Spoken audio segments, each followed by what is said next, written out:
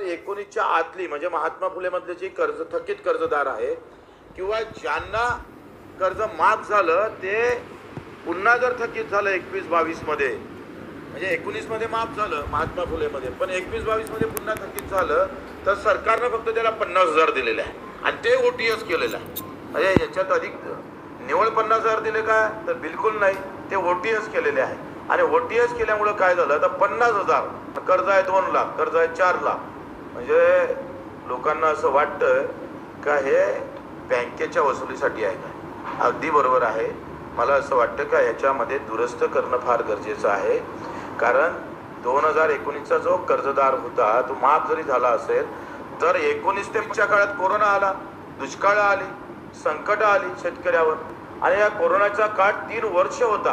म्हणजे 19 आपण जर पाहिलं 19 ते 25च्या काळातला काळ पूर्ण भारत देशासाठी अतिशय आव्हानात्मक होता.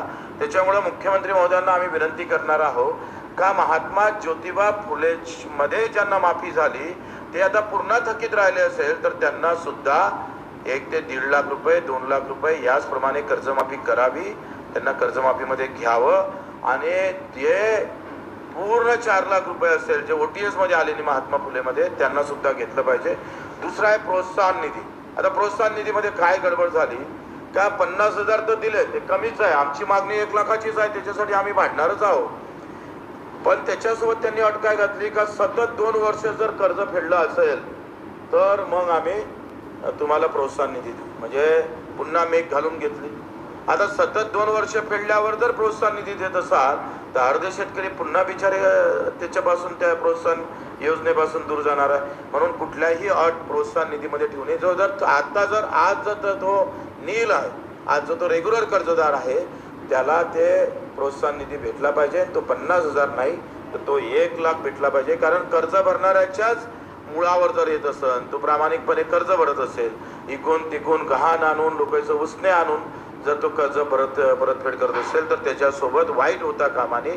मी तर समोर जाऊन पलीकडे मागणी करतो आहे का आता तर 1 लाख रुपये तुम्ही द्याच पण दरवर्षी जेथपर्यंत आम्हाला हमीभाव भेटत नाही, आमच्या शेतीमालाला जेथपर्यंत हमीभाव भेटत नाही, हमीभावात पूर्ण खरेदी होत नाही तोपर्यंत जो रेग्युलर कर्जदार आहे त्याला 50,000 दरवर्षी त्याला आम्ही पाहतो योजना दिली पाहिजे. 15 ते 20 ते 25,000पर्यंत आपण त्याला दिलं पाहिजे. जशी आपण व्याज माफी देतो त्याला मुद्दलमध्ये सुद्धा सरकारनं भूमिका घेतली पाहिजे. ते सुद्धा आम्ही मागणी करतो आहे.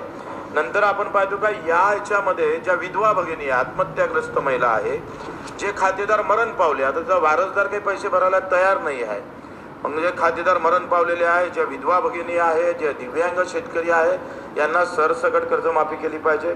हे सुद्धा आमची मागणी आहे.